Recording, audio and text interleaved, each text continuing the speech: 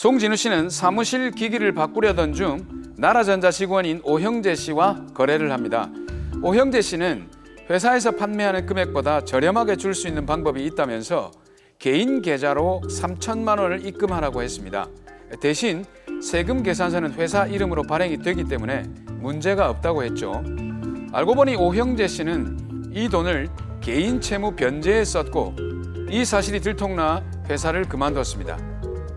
이 사실을 모르고 있던 송진우 씨, 나라전자로부터 물품을 받은 이후에 물품 대금 청구를 요청받았습니다.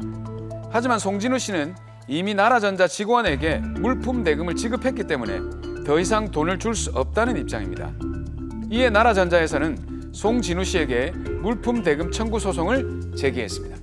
네, 양쪽 입장이 다 이해가 가는 상황이긴 합니다만 어떻게 해야 될지 좀 막막하네요. 그렇습니다. 자, 우선 송진우 씨의 주장은 이렇습니다. 오형재 씨가 나라전자의 직원이니까 나라전자를 대신해서 물품 대금을 수령할 수 있는 거 아니냐 이렇게 주장을 하고 있어요.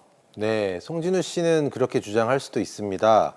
하지만 오형재 씨가 나라전자의 영업사원이라는 사실만으로는 물품 대금을 수령할 권한을 반드시 수여받았다고 보기는 어렵습니다. 네. 자, 그런데 보통 영업사원에게 대금을 주고 또 처리하지 않습니까?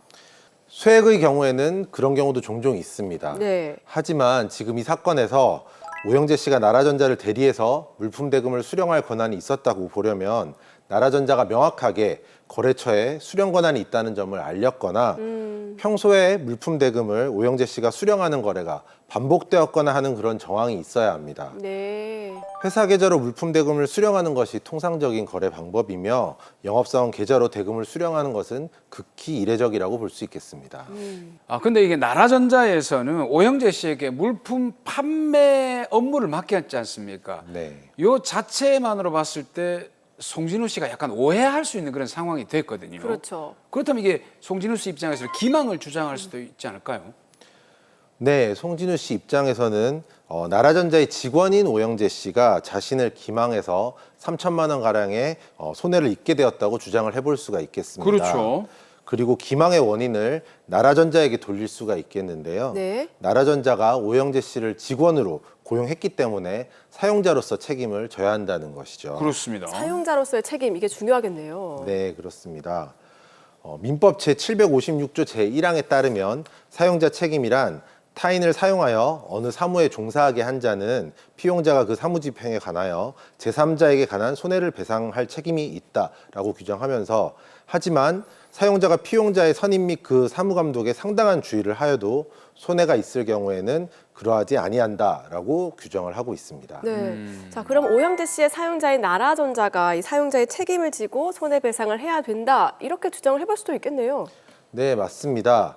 나라전자가 손해배상을 해야 하므로 손해배상 채무와 자신의 물품 대금 채무를 대등하게 보고 상계해야 한다고 주장을 해볼 수가 있겠습니다. 네. 하지만 유사 사건의 판례를 보면 사용자 책임을 물을 수는 없을 것으로 보입니다.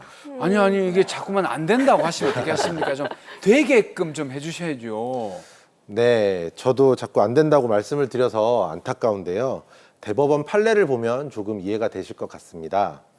대법원 판례에 따르면 피용자의 불법 행위가 외관상 사무행위로 보이는 경우에도 피용자의 행위가 사용자의 사무집행 행위에 해당하지 않음을 피해자 자신이 알았거나 또는 중대한 과실로 알지 못한 때에는 사용자에게 사용자 책임을 물을 수가 없습니다. 자, 송진우 씨 입장에서 해석을 해보자면 오형재 씨가 돈을 받을 권한이 사실은 없다라는 것을 알았거나 아니면 중대한 과실 때문에 알지 못했다. 그래서 책임을 물을 수 없다. 이런 얘기네요. 네, 맞습니다. 사례를 보셨겠지만 그러한 사정을 알았다고 보기는 어렵겠습니다. 하지만 여러 가지 상황을 비추어 볼 때 자신의 중대한 과실로 알지 못했다는 사실은 충분히 인정될 수 있기 때문에 안타깝지만 나라전자에 3,500만 원을 지급해야 할 것으로 보입니다. 아이고, 참 500만 원 아끼려고 했다가 3천만 원에 3,500만 원 더해서 지금 와. 6,500만 원을 내야 되는 상황인데 송진우 씨 좀 어떻게 방법이 없겠습니까? 나라전자를 상대로 해서는 승소가 어려울 수 있겠지만 업무상 횡령죄를 저지른 오형재 씨를 상대로 사기죄 고소가 가능합니다. 송진우 씨가 오형재 씨를 사기죄로 고소를 한다. 이거는 진행하면 송진우 씨에게 좀 유리하겠죠? 네, 사기죄 입증은 충분히 가능할 것으로 보입니다. 네. 사기죄가 성립하기 위해서는 몇 가지 성립 요건을 충족해야 하는데요. 기망 행위가 우선 있어야 하고요. 상대방이 기망으로 인해 착오에 빠져서 재산의 처분 행위를 해야 합니다. 그리고 기망 행위와 그런 재산상 이익 사이에 상당한 인과관계가 존재해야 하는데 특히 범죄를 저지를 고의, 불법 영득 의사가 있어야 한다는 점도 매우 중요한 부분입니다. 그러면 오영재 씨가 송진우 씨를 속여서 자신의 빚을 변제하려고 고의로 송진우 씨의 금전을 빼돌렸다. 이렇게 볼 수 있는 거 아니겠습니까? 네, 제가 보기에도 고의성과 불법 영득 의사는 충분히 인정될 것으로 보입니다. 그리고 송진우 씨를 기망해서 송진우 씨로부터 3천만 원의 금전을 송금받은 계좌거래 내역도 분명히 남아 있고요. 네. 이로 인해서 오영재 씨가 이득을 본 것이 명백하기 때문에 오영재 씨의 사기죄 입증은 어렵지 않을 것으로 보입니다. 자, 형사적으로는 그럼 사기죄가 입증이 되겠지만 그럼 송진우 씨가 민사적으로 오영재 씨에게 손해배상을 청구할 수는 없겠습니까? 네, 당연히 가능합니다. 송진우 씨는 오영재 씨에게 민사적으로 불법 행위에 따른 손해배상 청구 소송을 할 수 있을 것으로 보입니다. 네. 오영재 씨가 기망 행위를 한 것은 형사적으로 처벌 대상이 되는 것은 물론 민사상 불법 행위를 구성하기 때문에 민사적으로도 무난히 승소할 것으로 보입니다.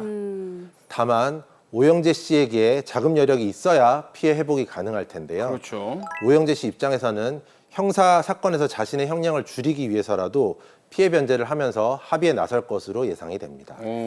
자, 저는 또 하나 짚어보고 싶은 부분이 네. 지금 상황을 보면요. 오영재 씨의 그런 행위가 업무상 횡령죄에 해당하지 않을까라는 그런 생각이 들거든요. 네, 맞습니다. 나라전자의 물품을 송진우 씨에게 제공하고 대금을 개인적으로 유용한 행위는 업무상 횡령에 해당합니다. 네. 그런데 단순 횡령죄와 업무상 횡령죄는 차이점이 있는데요. 네. 횡령죄는 타인의 재물을 보관하는 자가 그 재물을 횡령하거나 그 반환을 거부한 때에는 5년 이하의 징역 또는 1,500만 원 이하의 벌금에 처한다라고 규정하고 있습니다. 그리고 업무상 횡령죄의 경우에는 업무상의 임무에 위배해서 횡령죄를 범한 자는 10년 이하의 징역 또는 3천만 원 이하의 벌금에 처한다고 규정을 하고 있습니다. 야, 처벌이 다른 거 말고는 그냥 봐서는 잘 모르겠는데요. 네, 좀 어렵죠. 네. 두 죄 모두 타인의 재물을 보관하는 자라는 요건을 충족해야 하는 신분범에 해당합니다. 네. 업무상 횡령죄의 경우에는 여기에 더해서 업무상의 임무를 위배해야 한다는 요건이 하나 더 추가가 되는 것이죠. 그러니까 오영재 씨는 나라전자의 직원으로서 판매 업무는 가능한데 수납 업무를 직접 했기 때문에 업무상 횡령죄에 해당을 한다. 이렇게 정리를 해보면 될까요? 그렇습니다. 오영재 씨는 고용계약에 의해서 고용된 영업사원으로서 나라전자의 카메라, 컴퓨터, 프린터 등의 물품을 보관, 판매하는 업무상 보관자의 지위에 있었기 때문에 업무상 횡령죄가 성립하게 됩니다. 예. 자, 그런데요, 영업사원분들 보면 고용된 관계가 아니라 사업자의 지위로서 파트너처럼 이렇게 일을 하시는 경우도 있더라고요. 그렇죠. 그럴 경우에 이런 횡령이 일어난다면 그때도 업무상 횡령죄에 해당이 됩니까? 네, 해당됩니다. 오. 업무상 횡령죄에서 말하는 업무는 반복해서 계속된 사무를 말하는데요. 예. 회사에 고용된 관계가 아니라 하더라도 업무상 횡령죄는 성립할 수가 있습니다. 아, 이렇게 이제 그 추상적인 얘기 말고 구체적으로 예를 한번 들어주시죠. 네, 제가 예를 한번 들어서 설명을 드리겠습니다. 백화점을 예를 들어서 설명을 드리면 네. 백화점의 경우에는 입점업체가 판매 브랜드의 위탁 판매업체인 경우가 많이 있습니다. 이 경우 일반적으로 물품 판매 대금은 백화점이 판매 브랜드에 직접 결제를 하고 판매 브랜드가 입점업체에 다시 정산해주는 방식을 취하게 됩니다. 그렇죠. 따라서 물품 판매 대금은 그 입점업체 소유가 아니라 판매 브랜드 소유가 되게 됩니다. 만약 입점업체가 현금으로 받은 물품 대금을 임의로 소비한 경우에는 판매 브랜드의 직원은 아니겠지만 이런 위탁 판매 관계 때문에 업무상 횡령죄가 성립을 할 수가 있습니다. 아, 그러네요. 자, 그럼 일단 오영재 씨는 업무상 횡령죄로 고소를 당할 수밖에 없을 것 같은데요. 잘못된 일을 꼭 제대로 좀 처벌을 받으시고 그리고 우리 송진우 씨 꼭 보상을 받을 수 있었으면 좋겠습니다. 자, 마지막으로 의뢰인 송진우 씨에게 한 말씀 해주시죠. 송진우 씨 믿고 있던 오영재 씨에게 사기를 당한 것도 모자라서 나라전자에게 물품 대금까지 이중으로 지급하게 되어서 너무 억울하시죠? 상거래에서는 거래 상대방이 누구인지가 너무 중요합니다. 물건을 판 사람에게 대금을 입금하는 것은 너무 당연한 얘기지만 그 사람이 대금 입금에 권한이 있는지를 꼭 확인해 주셨어야 합니다. 앞으로는 거래할 때 이러한 점을 각별히 유의하시기 바랍니다. 그래도 다행히 오형재 씨를 고소하고 민사소송까지 제기한다면 상당 부분 피해를 회복할 수 있을 것으로 생각됩니다. 경제범죄에 정통한 변호사의 조력을 받으시기를 권유해 드립니다.